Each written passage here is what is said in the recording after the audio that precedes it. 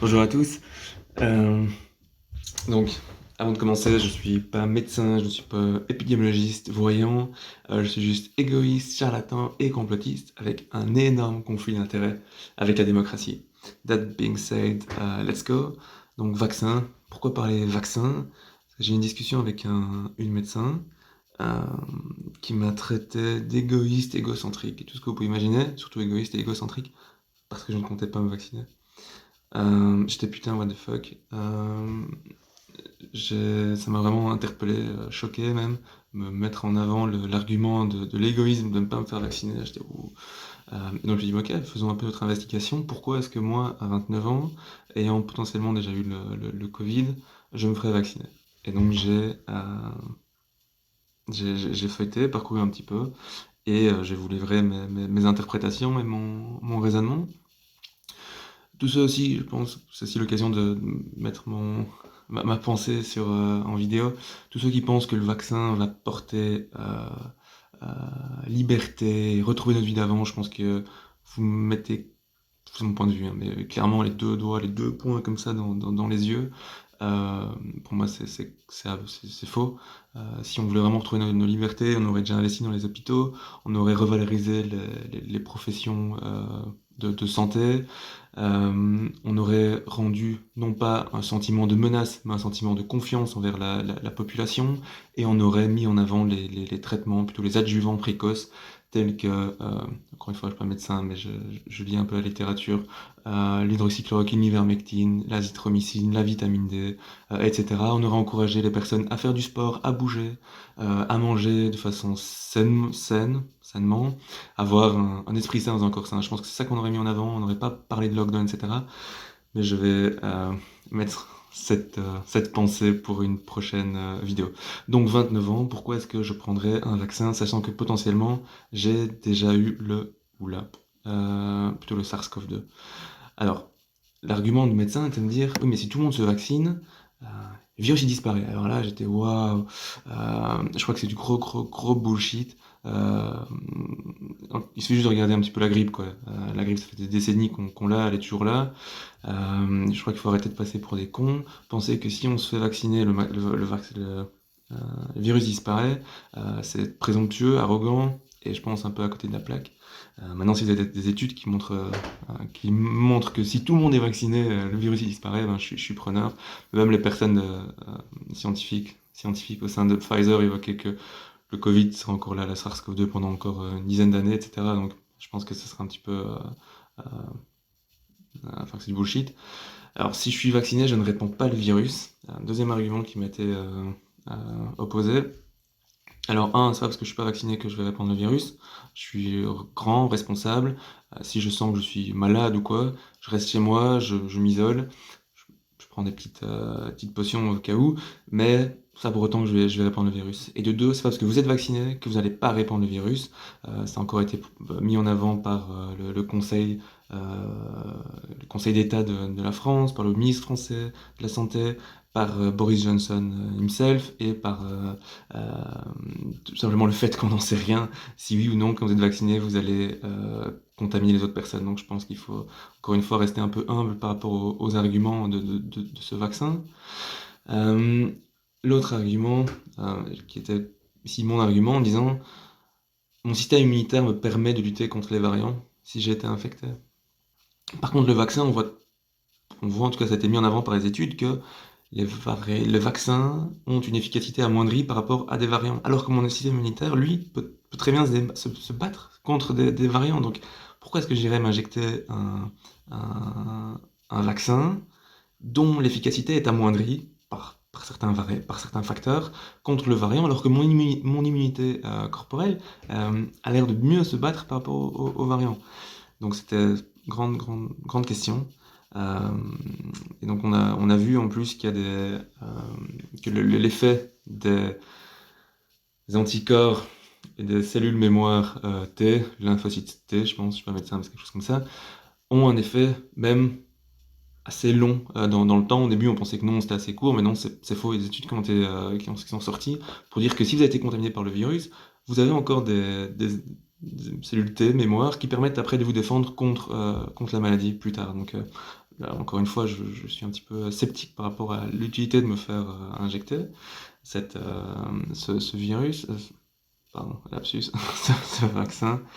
Euh, Encore une fois, ça parce que je ne suis pas vacciné, que je vais tuer papy ou mamie ou une personne à risque. Je suis grand, responsable. Si je suis mal, si je vais mal, je sais me mettre de côté en quarantaine, la fameuse quarantaine très utile, pour pouvoir justement me protéger et éviter les chaînes de contamination. Oui, mais tu peux répandre le virus en étant asymptomatique. Donc, comme je dis tout à l'heure, c'est pas parce qu'on est vacciné qu'on va pas répandre le virus. On n'en sait rien.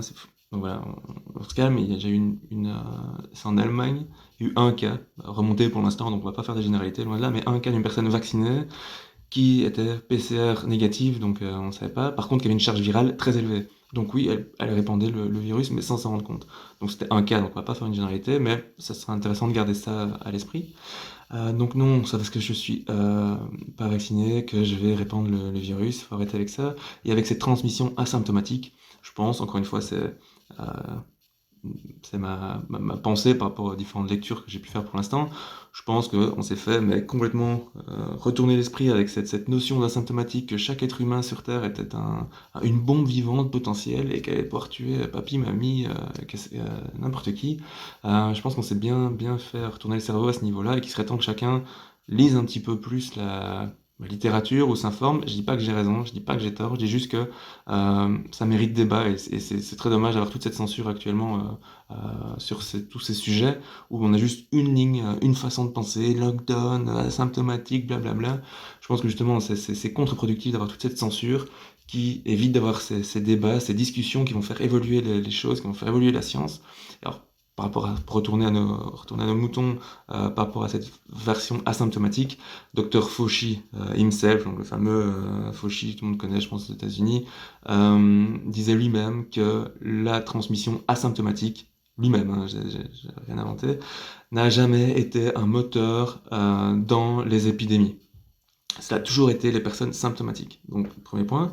Deuxième point, une étude du British Journal of Medicine, le BJM, qui rapporte que sur à peu près 10 millions de citoyens à Wuhan, 300 personnes ont été identifiées comme asymptomatiques et elles n'étaient elle n'était pas infectieuse.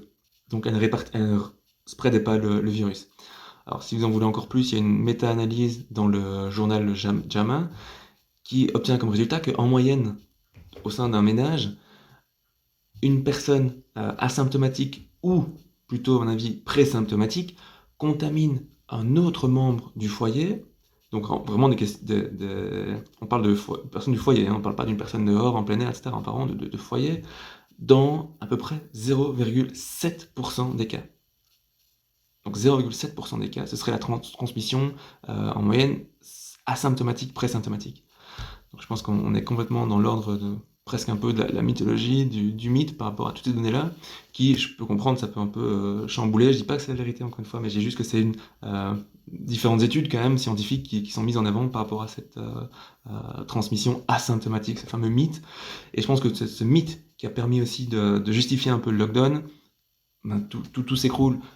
Pourquoi justifier le lockdown aux personnes saines, qui se vont bien, qui n'ont pas de symptômes, quand on sait qu'a priori elles ne répandent pas le virus, ou si elles le font, c'est de façon tellement infime que la balance bénéfice-risque, bloquer des gens sains chez eux, est complètement dépassée, ça n'a aucun sens. Et même en plus, quand le lockdown a des impacts sur la sédentarité des personnes, etc., on va réduire l'exercice physique, on va augmenter les personnes en obésité, etc. On va avoir des effets très très nocifs sur l'organisme, plus de stress, plus de cortisol, etc. Et donc, en fait, en faisant le lockdown, on va même potentiellement réduire encore l'immunité des personnes pour lutter contre le virus. Donc c'est encore une aberration complète, mais beaucoup qui pensent que c'est pour leur bien, etc. Donc voilà, j'invite quand même toutes les personnes à lire, à apprendre. Je dis pas que j'ai la vérité, loin de là. C'est avec grand plaisir que vous allez pouvoir me challenger. On est là pour ça, hein, c'est comme ça que ça évolue. Mais voilà, voilà un peu mon état de pensée. L'autre argument aussi était de dire oui mais si t'es pas vacciné, tu vas augmenter ta probabilité d'aller à l'hôpital, tu vas surcharger l'hôpital, blablabla. J'étais écoute, grosse, mon gars, on va se calmer.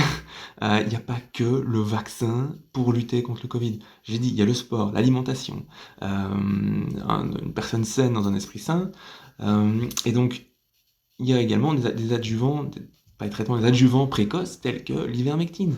Oui, mais l'ivermectine, l'OMS a dit que c'était du bullshit, l'Europe a dit que c'est du bullshit. J'inviterais ces personnes-là à lire des études scientifiques, je dis bien scientifiques, peut-être pas les lire dans la DH ou dans la Libre Belgique ou la RTBF, mais de lire des méta-analyses, des données, des études scientifiques et pas juste un avis ou un expert qui a dit que non, de lire. Et en fait, qu'est-ce qui ressort des méta-analyses? Donc, que l'ivermectine réduirait avec un grade very low d'environ 80-84% ma probabilité d'être admis à l'hôpital suite à une forme sévère de la Covid par rapport à ne pas utiliser l'ivermectine. Donc oui, il existe des solutions différentes que votre cerveau n'a peut-être pas eu l'occasion de rencontrer, mais d'adjuvants précoces, tels que l'ivermectine. Et donc, en plus, il faut savoir que l'ivermectine est moins nocive que le paracétamol, et donc quitte à ce que l'ivermectine ne soit pas efficace, autant même prendre de l'ivermectine par rapport à du paracétamol. Enfin voilà, le message est passé, je reviendrai aussi par rapport à cela. Donc maintenant que la médecin m'avait posé des questions, à moi de lui poser les questions. Y a-t-il eu des études sur la cancérigénité et la toxicité de ces vaccins? La réponse est non, on n'en sait rien. Ok. Connaît-on la durée d'efficacité de ces vaccins? Non, on n'en sait rien. Israël, qui est un peu le laboratoire humain, il se passe des choses atroces pour l'instant, mais bon, parle de plus ou moins 6 mois, ils sont même pas sûrs, parle de 6 mois. Connaît-on les effets à moyen et long terme de la vaccination? Non, on les connaît pas du tout. Il faut savoir que pour la dengue, donc il y a eu un vaccin il y a quelques années, je pense, il a fallu 2 à 3 ans pour se rendre compte que dans certains cas, c'était malheureusement des enfants assez jeunes, le vaccin facilitait en fait, après 2-3 ans, l'entrée de la maladie, et il y a eu une dizaine de décès suite au vaccin. Donc il y a des anticorps dits facilitants, qui faisaient en fait le rôle du cheval de Troie, et qui ont facilité l'accès du virus dans le corps. Et donc il y a des effets très négatifs. Il y a plus de décès. Donc encore une fois, on n'en sait rien. Si ça compte, ça sera pas le cas, ça compte, ce sera le cas, on n'en sait rien, mais pour une partie de la population, le vaccin pourrait devenir des anticorps facilitants, et donc faciliter l'accès en fait de la Covid chez vous, quoi. Donc ça, on n'en sait rien, on n'en sait rien. C'est d'où l'intérêt aussi qu'on est toujours dans une phase d'étude, phase 3, qui finit en 2022, 2023, pour justement essayer d'avoir un peu toutes ces réponses-là. Donc pour toi, pourquoi en tant que médecin, euh, elle veut me faire prendre un vaccin qui est toujours en phase de test jusqu'en 2023, comme j'expliquais, alors même que certaines agences sanitaires, pour l'instant, sont en train de faire des investigations, etc. Je pense qu'il y a les Pays-Bas maintenant qui viennent de l'interdire, je suis pas sûr à confirmer, l'AstraZeneca, sans même me demander si j'avais pas déjà eu, le Covid avant, si j'avais pas eu des anticorps, parce que si j'ai des anticorps et le fameux lymphocytes T, cellules mémoire T, là, quel est l'intérêt? Et dont on n'a pas les effets moyen, court et long terme, ni la cancérigénité, j'aime à le dire, ni la toxicité. Quel est l'intérêt? Quel est mon bénéfice-risque par rapport à tout ça?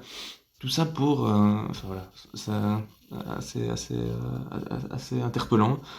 Et j'espère soit que des médecins qui verront cette vidéo me diront mais oui t'es con, évidemment tu dois prendre le vaccin pour telle raison, et je serais heureux que vous puissiez me montrer des raisons scientifiques qui justifient la fameuse balance bénéfice-risque, qui justifient le fait que oui il est utile pour ma bonne santé de prendre un vaccin qui est toujours en phase de test et blablabla, et auquel cas je serais ravi, et je pense que oui, si j'ai des arguments, pourquoi pas, mais là pour l'instant aucun argument scientifique, rationnel qui puisse le justifier. Et alors, petit point, j'évoquais Israël, mon côté complotiste qui va revenir là au galop. Euh, Pfizer serait-elle la 11e play d'Égypte? Côté complotiste, hein, mais on peut quand même se poser la question. Si on regarde, le mois de janvier 2021 a été le mois avec le plus de décès en Israël depuis 2008, pardon. Depuis 2008, le mois de janvier est le mois avec le plus de décès. Depuis 2008, le mois de décembre est le second mois avec le plus de décès. Il faut également savoir que Israël, comme la plupart des pays d'Europe, était sur la plateforme Euromomo. Euromomo qui recense en fait les différentes mortalités par pays, par âge, etc.